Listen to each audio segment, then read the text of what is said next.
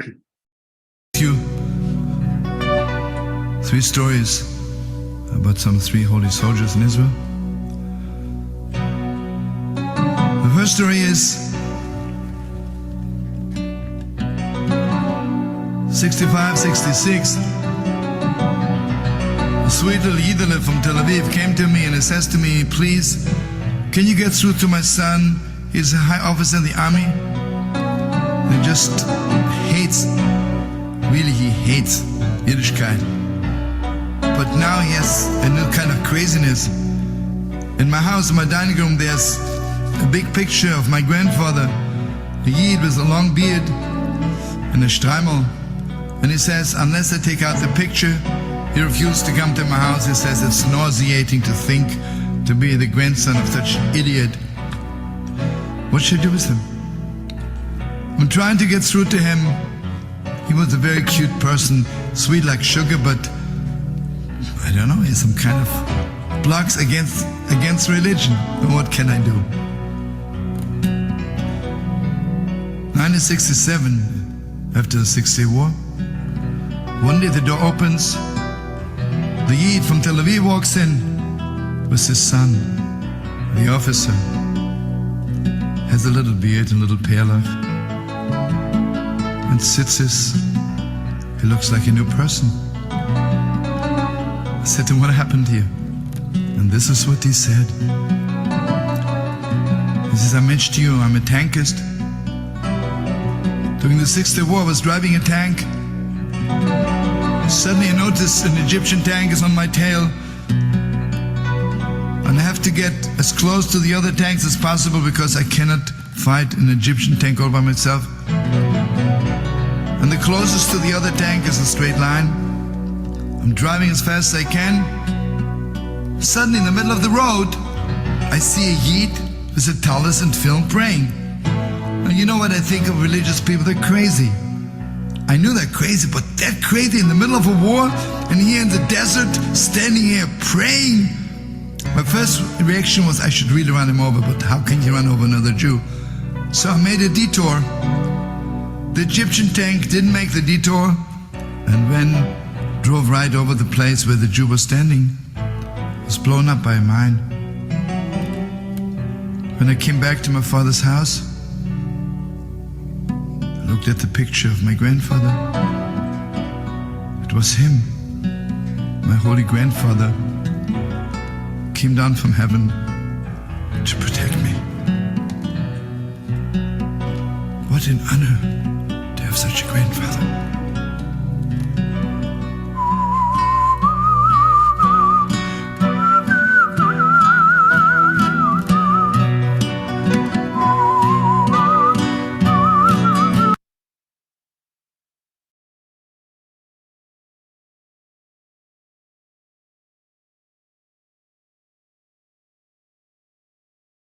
Really, these stories, I've heard stories like that of people who actually were at war in 67, and there were apparitions of people standing in the way, and they drove around and there were landmines. I've actually heard stories like that.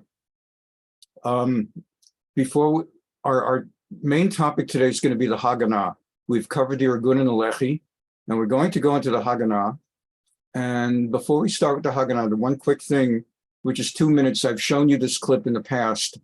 But now that we finished the Irgun and Lechi segments of our study, I believe we have the deepest possible understanding of what both sides of the Jordan River mean to those who were part of the Irgun and the Lechi. They did not merely drive out the British to have an independent Jewish state, but they wanted a state on both sides of the Jordan.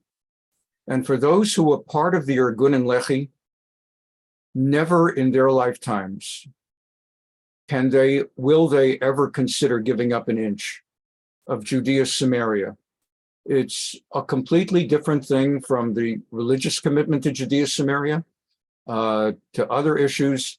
That's what their lives' most important period was about. So when I showed you, this is a 2-minute clip, when Menachem Begin, commander of the Irgun, 30 years later becomes Prime Minister of Israel. And the Chancellor of Germany calls on Begin and the state of Israel to give up Judea Samaria, what they call the West Bank, to create a so-called two-state solution, a Palestinian country. Begin's reaction to Germans, of all people, the Germans who killed his father and who wiped out 6 million of our people. The idea that the Chancellor of Germany now is advising Menachem Begin for peace to give up Judea and Samaria brought this response. And I played it at the beginning of the unit. And now that we've spent all this time learning about what that meant to the Irgun and Lechi, I play it one more time. And this is why Israel will never give up that territory. They might have negotiated over Gaza, over Sinai. They will never, ever give up Judea, Samaria.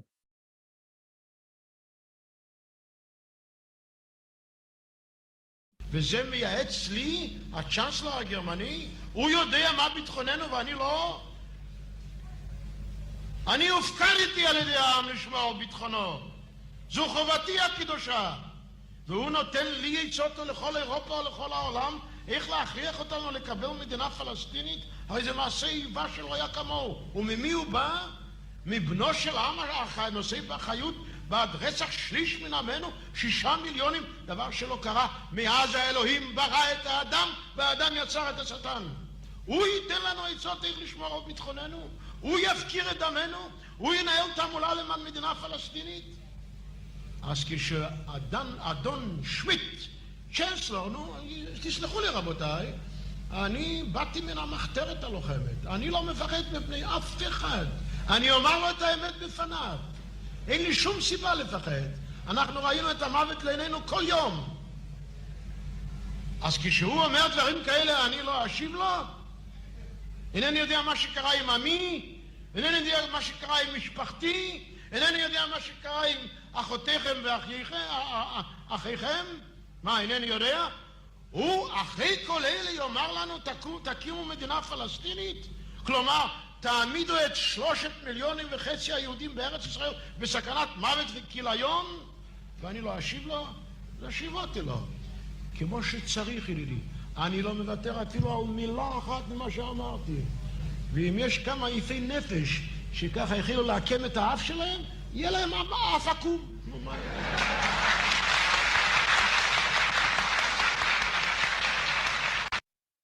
Now for the Haganah.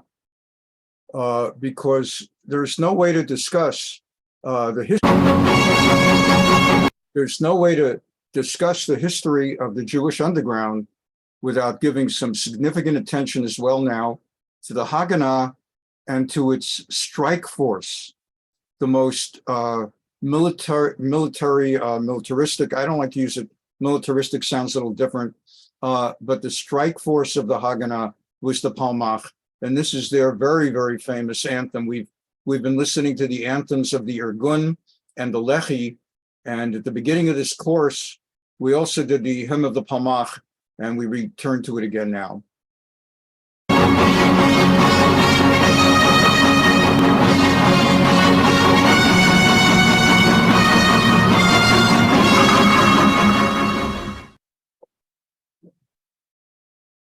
And for the politically correct and cancel culture who might try to get this off YouTube, a simple melody of a Jewish underground fighting for a free state. So right away, they've got to be afraid that YouTube is going to take it off after the woke demand that it be canceled. So they've got to put this warning that it is only for historical and educational purposes. This is non-political. This is the world we live in. You have to apologize for the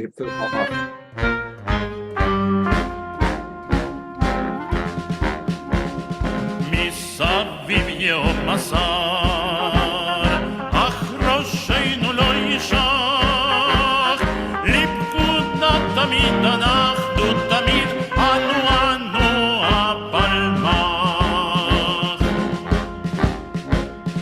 מסביב יום מסר,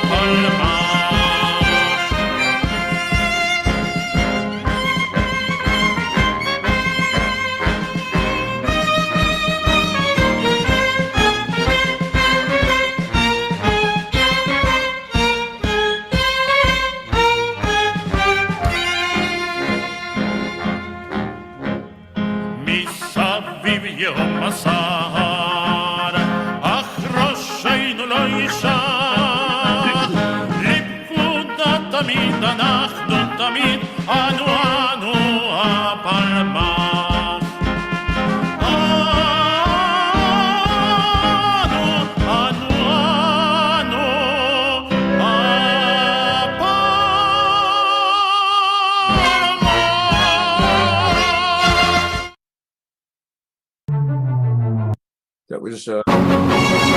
That was for educational purposes only.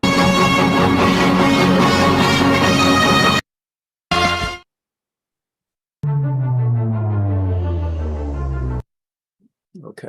So Rabbi, Yes. you've mentioned what the acronym, like for Irgun was, and so what does Palmach mean? We're going to get to it in a second, but since you asked, Sorry. it's Plugota.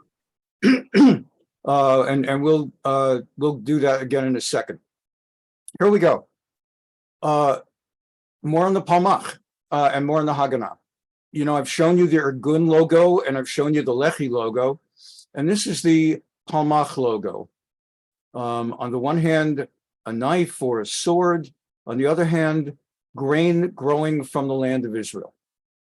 This is one of the most famous members of the Haganah.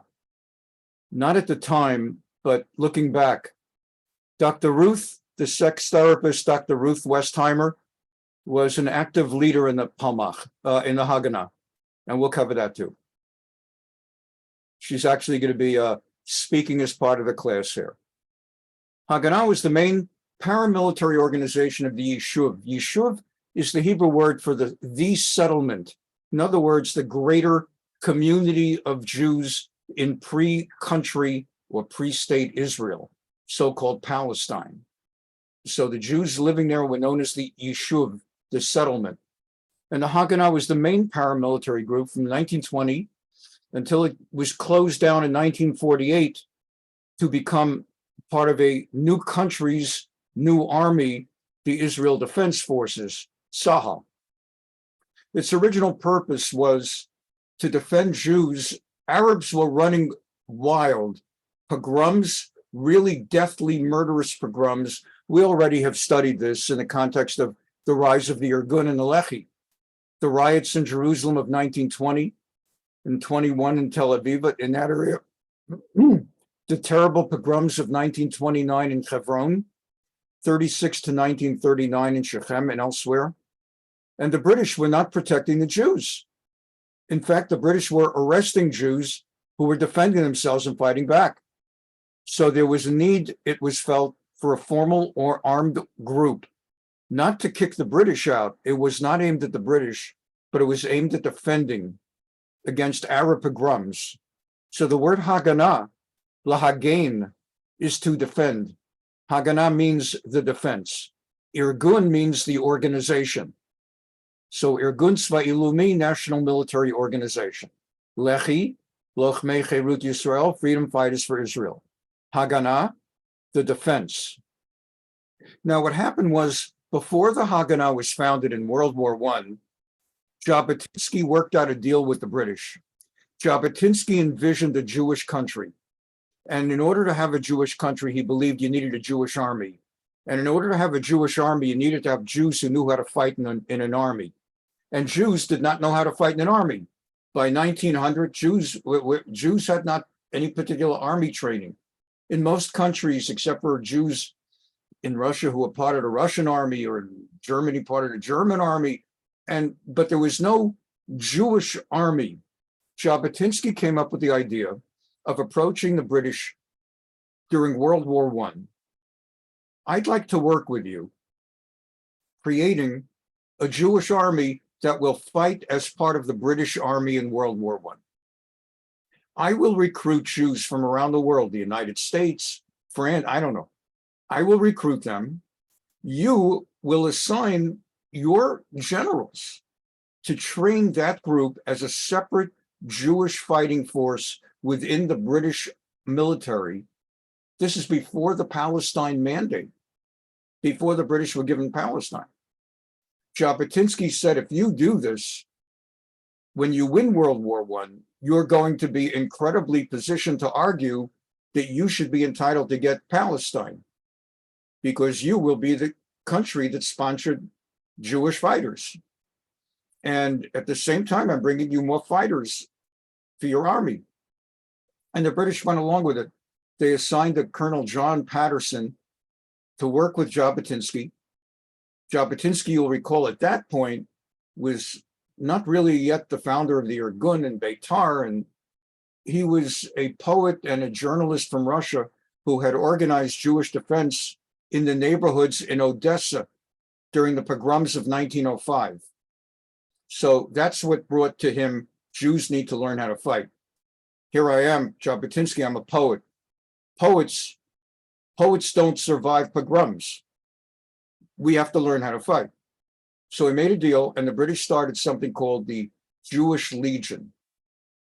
And Jabotinsky was a big British hero. It's ironic because it was only a few years later that the British exiled Jabotinsky from Palestine for the rest of his life, because it was only a few years later that Jabotinsky came to the realization that the British have been perfidious and have turned their backs on us. And so he started the Irgun and everything.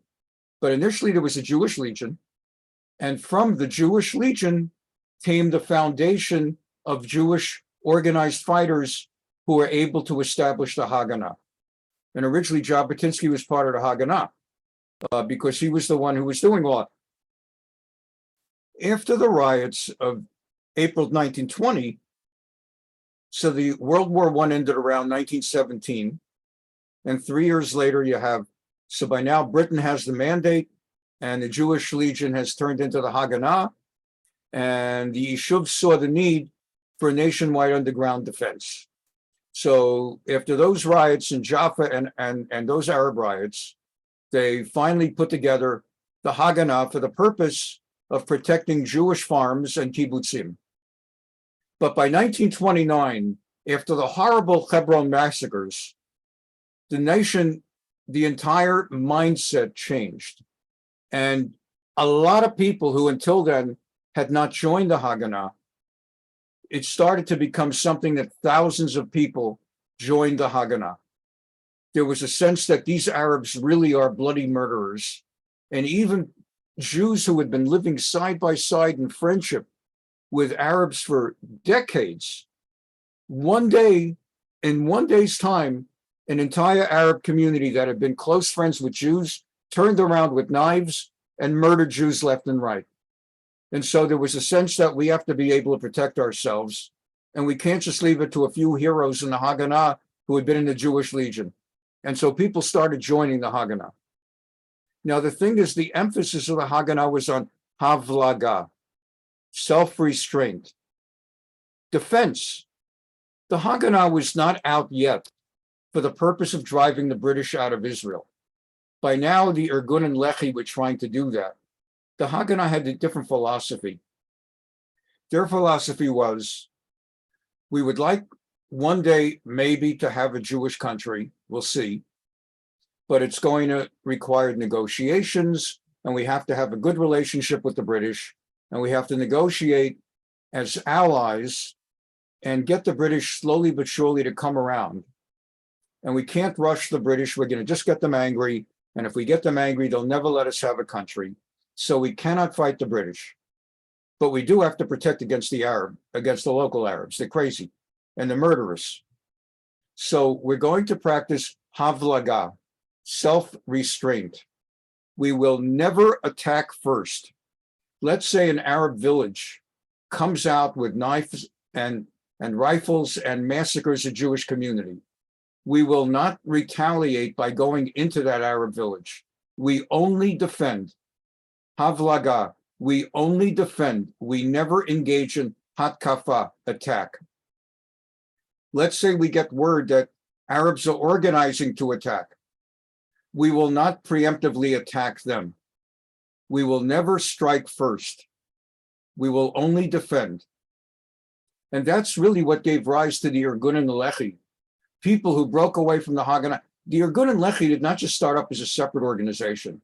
It was rather a breakaway from the Haganah of people who had joined the Haganah wanted to fight and defend, but also felt that sometimes the best defense is a good offense. And you can't just stand there like sitting ducks, just warding off attacks. The Haganah was very, very strongly committed to Havlaga for a very long time. And that was their philosophy. At the same time, and we learned this in the context of the Lechi, they were getting tremendous support from Poland. And it was really weird because we talked about it when we did Avraham Stern in the Lechi. Avraham Stern, who was from the most extreme of the undergrounds, because the Lechi was a breakaway from the Irgun. The Lechi were the ones who assassinated Lord Moyne and Count Folke de Bernadotte. And we learned that Stern actually had this crazy thing that he even tried to negotiate with Hitler's Nazis. He had a theory that if we work a deal, we could work a deal with the Nazis because the Nazis, they just want to get rid of the Jews, he believed. And they don't care how they get rid of them. And they may support a Jewish country if we promise with our Jewish country, and if you help us fight Britain and get them out, we will take in all the Jews of Germany. You won't have any Jews left in Germany. And Hitler might go for that. That's what Avraham Stern believed. Now, where did he come up with that idea? We know Hitler hated Jews to the point he tried to kill us all. He got the idea from the Poles. Poland hated the Jews. And Poland so much hated the Jews before Hitler took Poland in 1939 that Poland supported the Lechi and the Haganah. They actually bought into the Avram Stern concept. We will support, we hate you people so much, we will support a Jewish country if you promise that once you have your country, you'll take all the Jews out of Poland. So it's win-win. You get your country and we get Judenrein, or whatever you, however you say it in Polish. We'll get rid of all of our Jews. And so Poland, before Hitler conquered Poland, was the single biggest supporter of the Jewish undergrounds. It's crazy. And so what ended up happening is that Poland supported, in order to facilitate mass Jewish immigration, they supported the Haganah, the Irgun, and the Lechi, the biggest of all. They sent the Haganah, for example, 2,750 rifles, 225 machine guns, 10,000 hand grenades, 2 million bullets for rifles and machine guns, pistols with ammunition. The British tried to get the Polish to stop doing it. The Polish even sent to Haganah airplanes and gliders. They trained Irgun and Lechi and Haganah fighters in Poland in a military camp that was set up initially for Beitar members by the Polish government. 8,000 to 10,000 Jews trained to fight the British in training courses in Poland.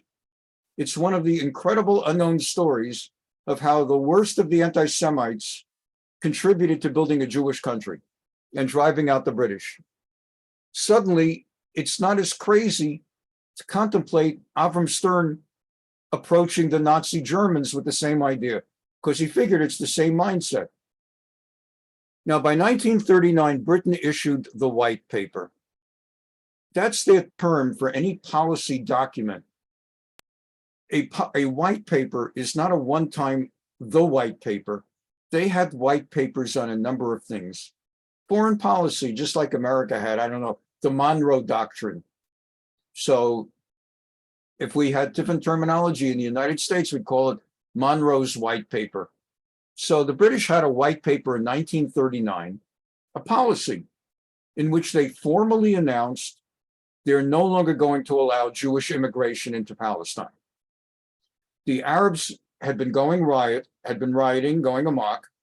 As we said, the 1920 riots in Jerusalem, 1921 in Jaffa, which is right next door to Tel Aviv, 1936 to 39, and then the British said, that's it, no more Jewish immigration. Once the and 1939 is when Hitler took over Poland, and when World War II and the Holocaust shifted into the next gear. Give you an idea, 1939, Hitler was elected March 5th, 1933.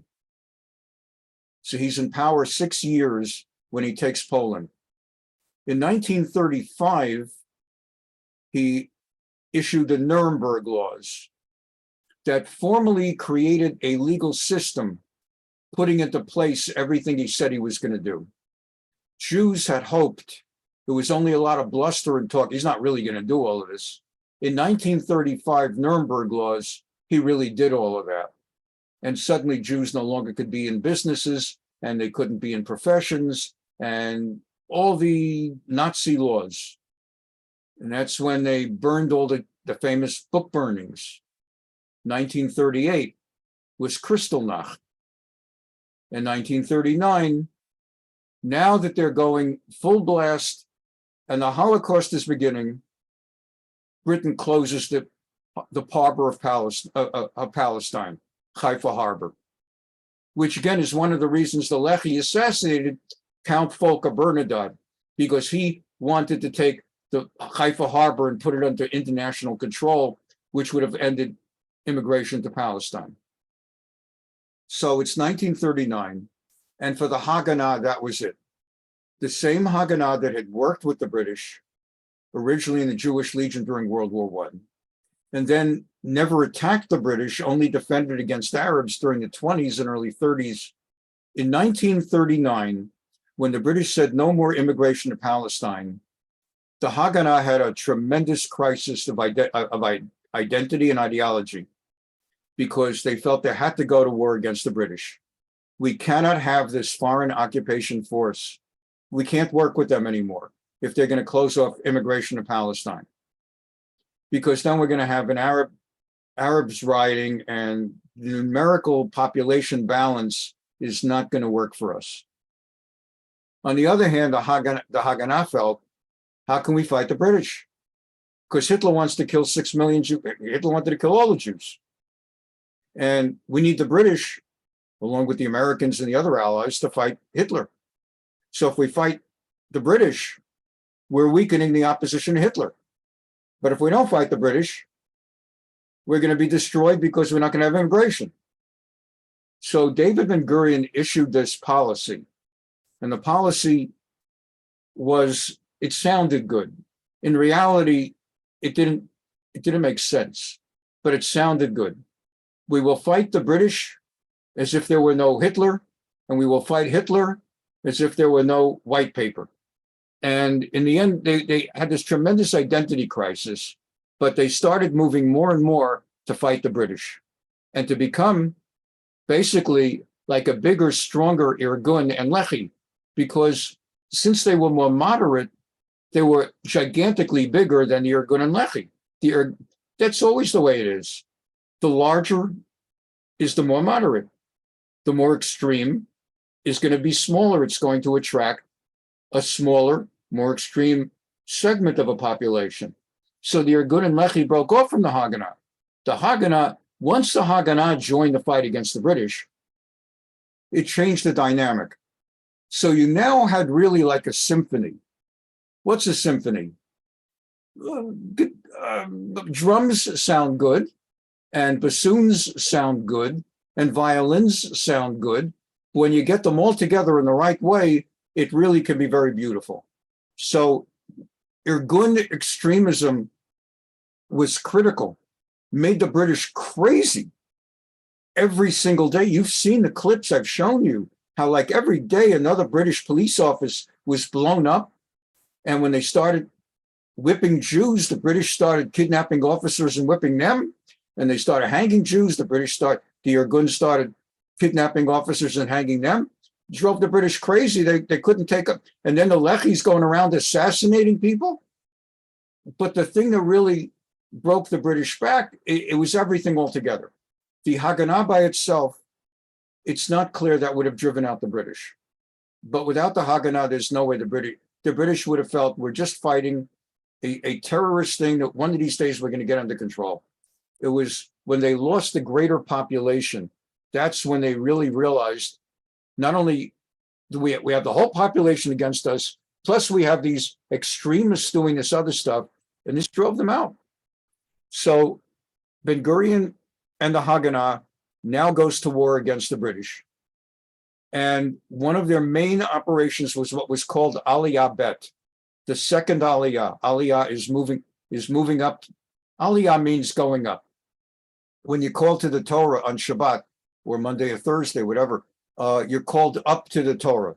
Aliyah, you're given an Aliyah, if it's pronounced in an Ashkenazic way, or an Aliyah, going up. Wherever in the world you live, when you move from there to Israel, spiritually it is called Aliyah.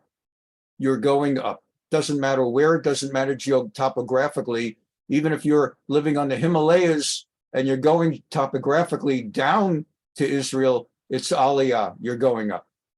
So the Jews who would move to Israel in the beginning of the 1900s from Russia and created the beginnings of a strong modern yeshuv under Zionism and Theodore Herzl's dream. So that was the first Aliyah. And Aliyah Bet, the second Aliyah, was the illegal immigration of the 1930s and 40s. And the Haganah were the main ones running Aliyah Bet. They brought in 100,000 Jews illegally, over 100 ships. We've learned already how the British patrolled Haifa harbor to keep them out. We learned about the ships like the Struma and the Patria. The British were torn likewise, just as the Haganah was torn. Should we fight the British? We have to. We have to have immigration. But how can we fight them? They're fighting the Nazis. The British had the same problem. On the one hand, we need the Haganah to work with us. We've got to fight Hitler. We really don't want to spend all this military, all these resources fighting Jews in Palestine. We need the Haganah to cooperate with us. But on the other hand, we can't have the Haganah. It was crazy.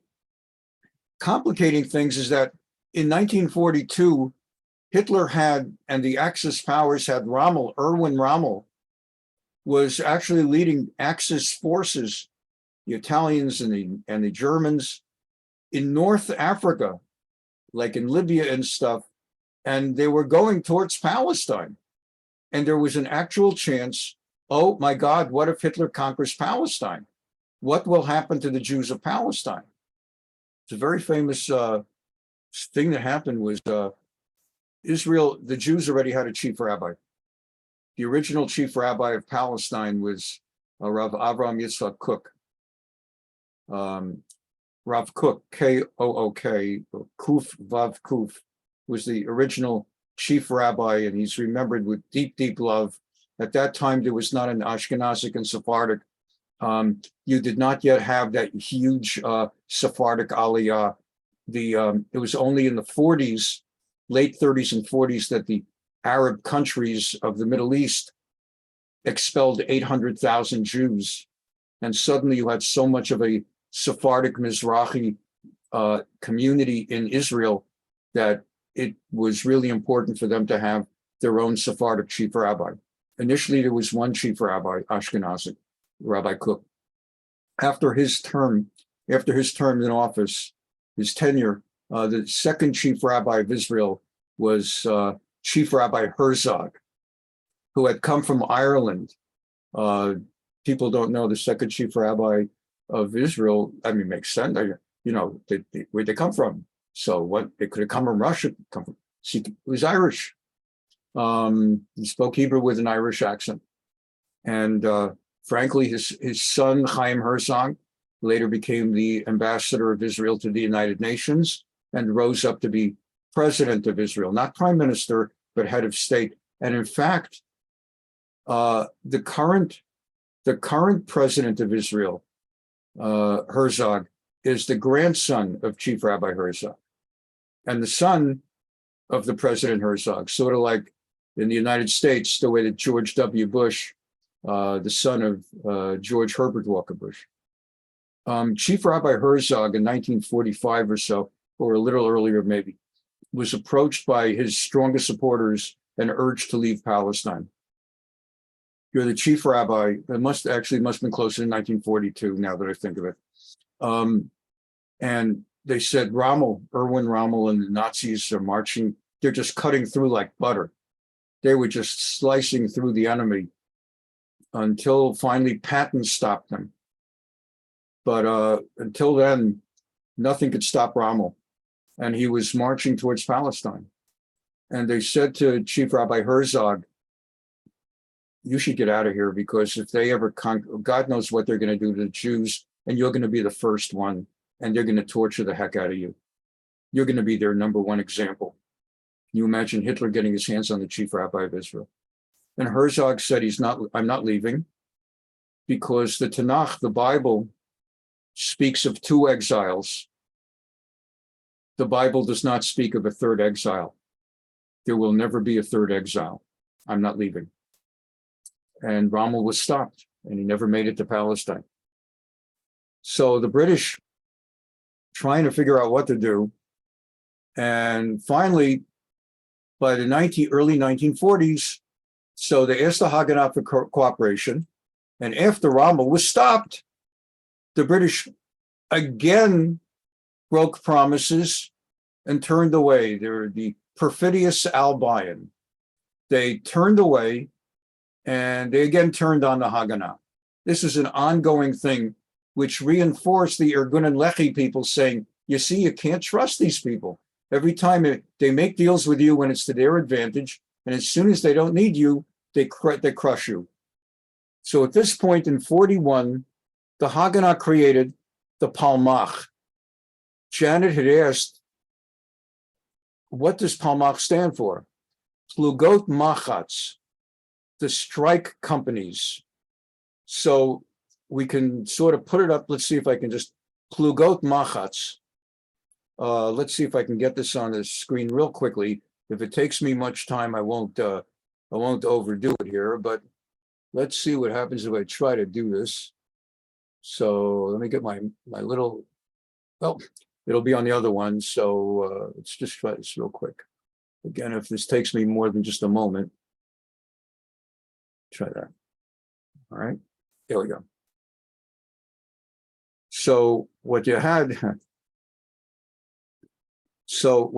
was Plugot Machatz would be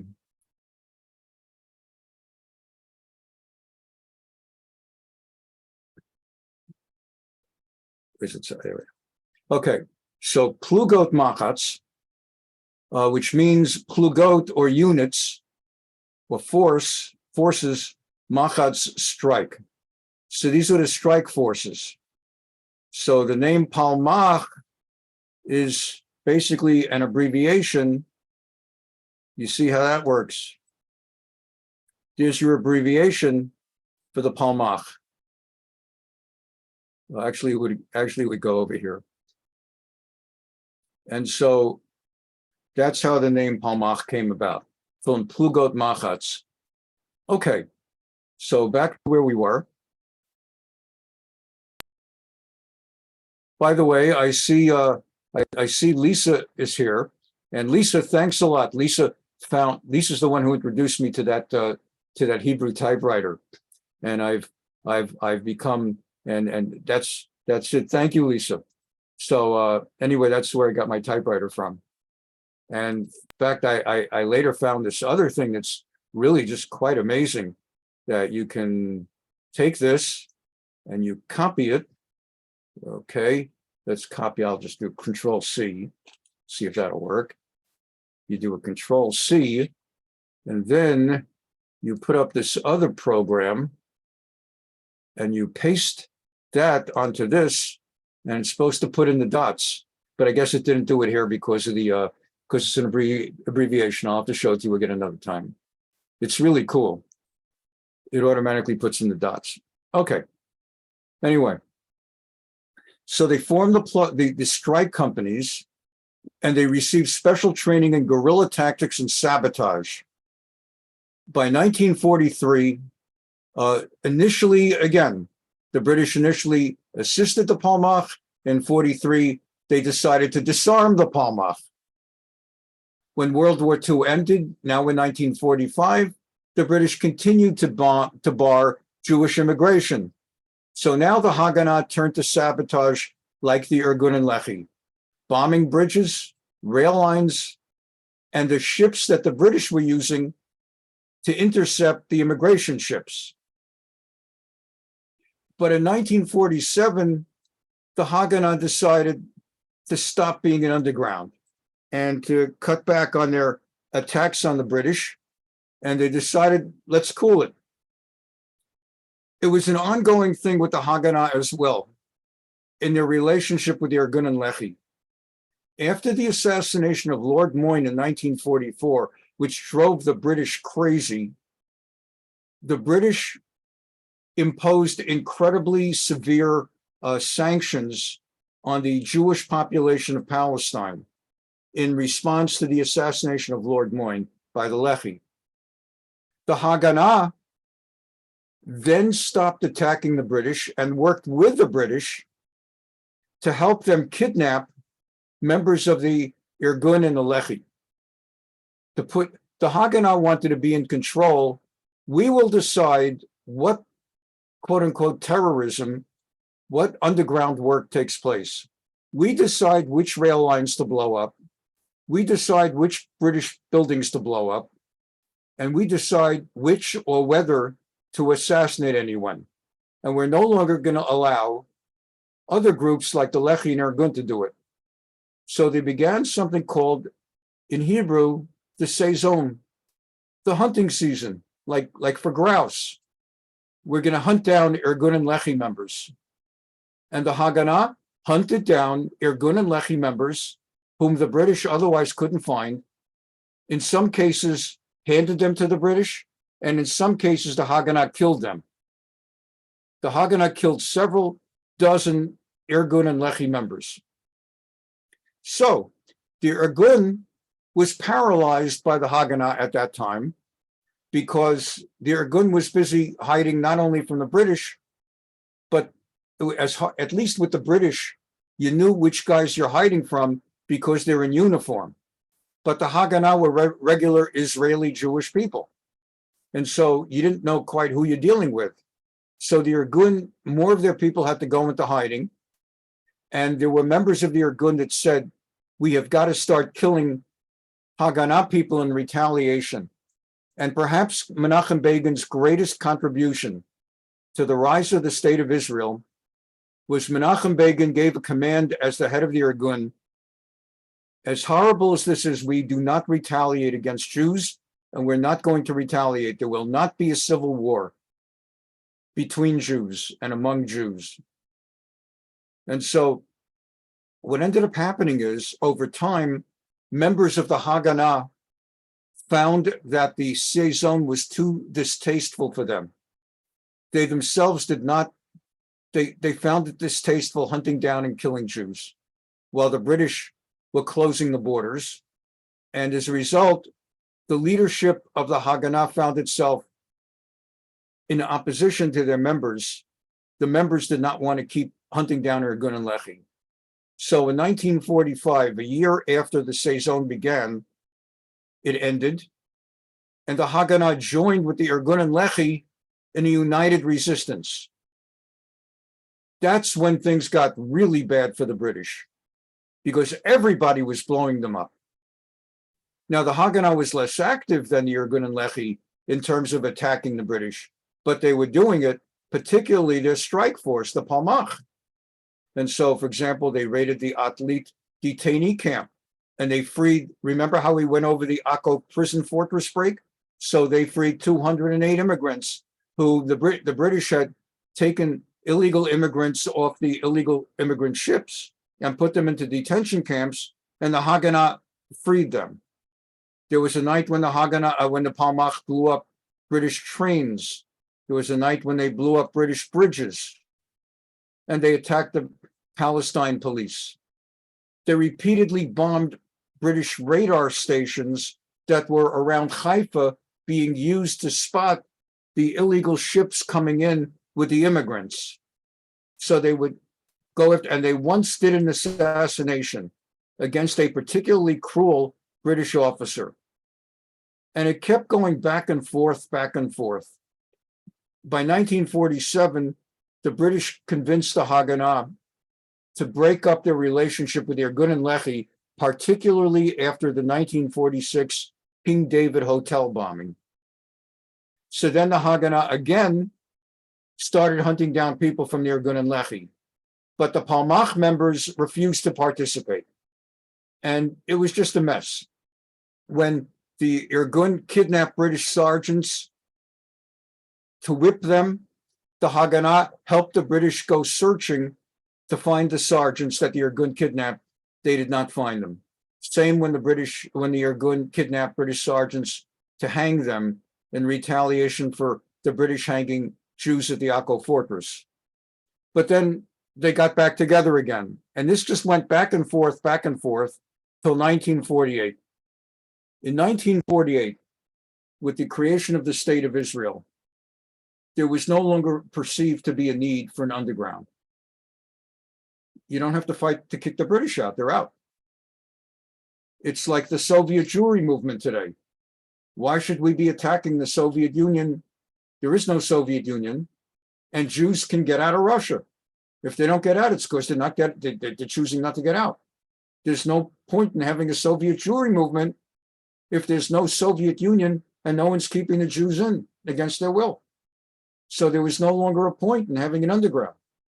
So what happened was the leaders of the Haganah, namely the Jewish agency, otherwise in Hebrew, the Histadrut, they then became the government of Israel. David Ben-Gurion became the first prime minister, the head of the Histadrut, became prime minister of Israel. And the Haganah no longer was an underground defense group. It became the Israeli army, the Tzahal, the IDF, the Israel Defense Forces. And the Irgun and Lechi had to also come to terms with the idea that we're now an independent country and we're not the majority, we're the minority. The Haganah, and therefore they're going to run it, and they're going to name the generals, and they're in charge of the army, and we're going to have to go under their command. And so most members of the Irgun and Lechi ended up joining the IDF, and many of them eventually became generals in the IDF. The Lechi, as we learned last week, a small group under Yitzhak Shamir waited a little bit longer before they also joined into the army. And it was that group that held out a little bit longer that assassinated Count Folke Bernadotte. And so the Haganah becomes the Israel Defense Forces in 1948. Now we have a few more moments, and I wanted to share just the interview for today with Dr. Ruth. And then next week we'll do a little bit more. We'll do more on the Haganah, the Palmach, and we're going to go into the Battle of Gush Etzion, which is one of the turning points in the War of Independence and a defining moment in Israeli history to this day. So that'll be next week.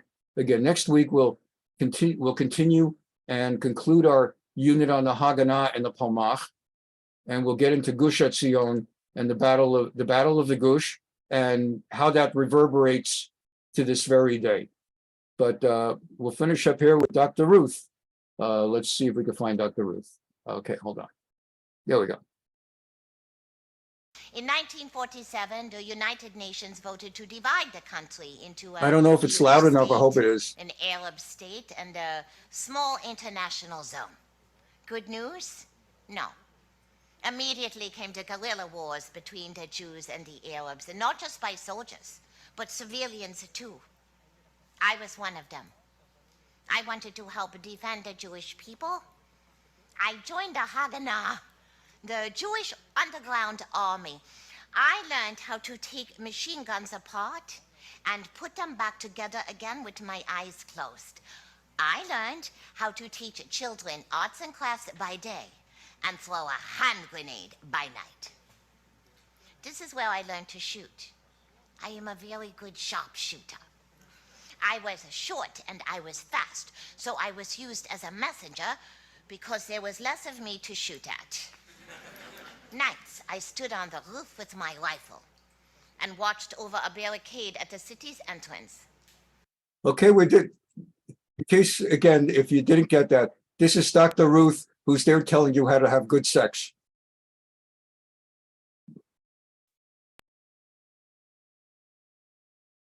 Where Israeli soldiers stopped every car to check it,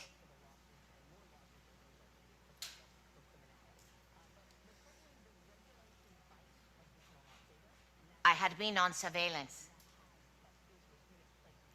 for only 3 weeks. When I returned to the youth hostel where I was living, when I got to the door of my room, sirens sounded, and we were told to run down the stairs to the basement. And on the way down, I thought I can do my homework. Who knows how long we'll be down there? I ran back up to the lobby.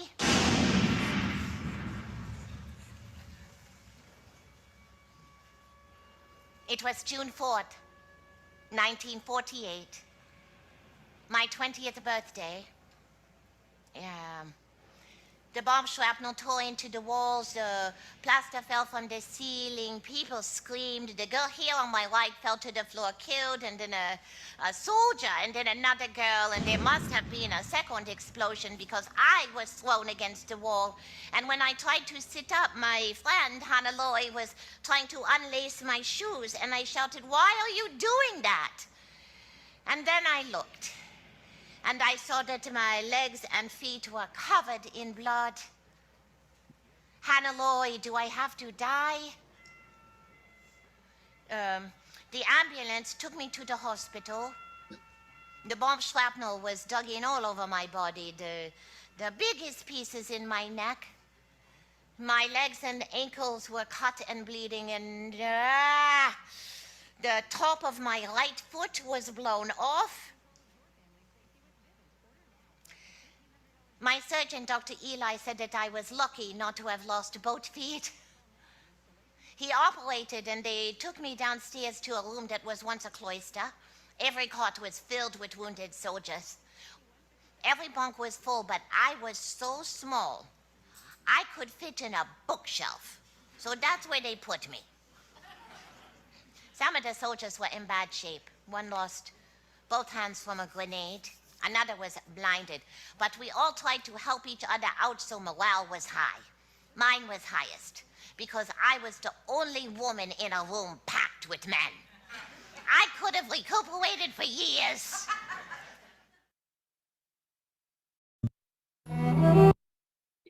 And so we conclude tonight with, or today, once again, with a prayer for the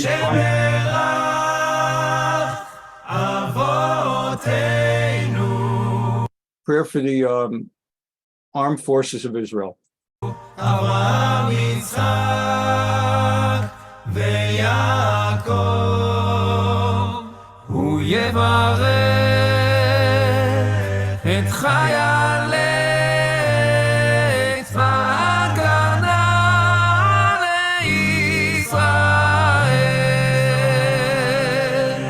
העומדים על משמר ארצנו וערי אלוהינו מגבול הלבנון ועד מדבר מצרים מן הים הגדול עד לבוא הערבה ביבשה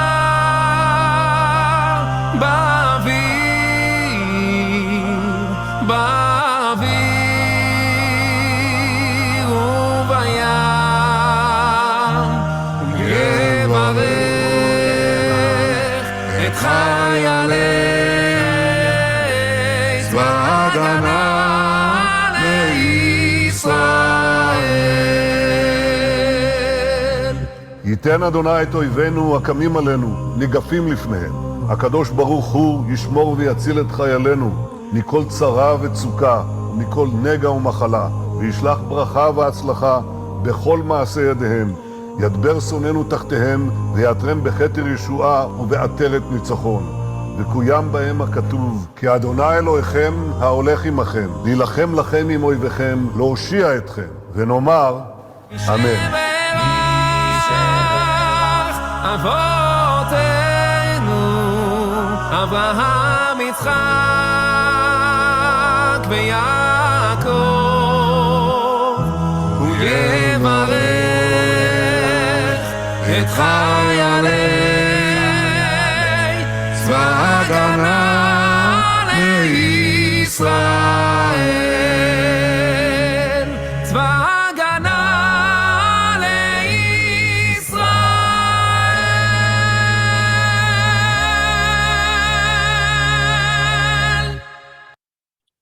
Thank you very much for being with us today. As you know, on Tuesday nights, we at 7 to 8 p.m. Pacific time, we do the Shmuel Aleph. We're in chapter 18, post David and Goliath, where King Saul, now Shaul HaMelech, is hunting down David, and the conflict that rises between Saul and David. On Thursday nights, we learn Mishnah. We're now doing Baba Metzia, the laws of finding objects, and some of the laws of contracts and acquisition. And of course, next Sunday, God willing, we'll resume here at the usual time. And as I said, we'll finish the Haganah, the Palmach, and we'll get into, God willing, Gush Etzion. Have a wonderful, wonderful week. God bless everybody, and bye-bye. Right.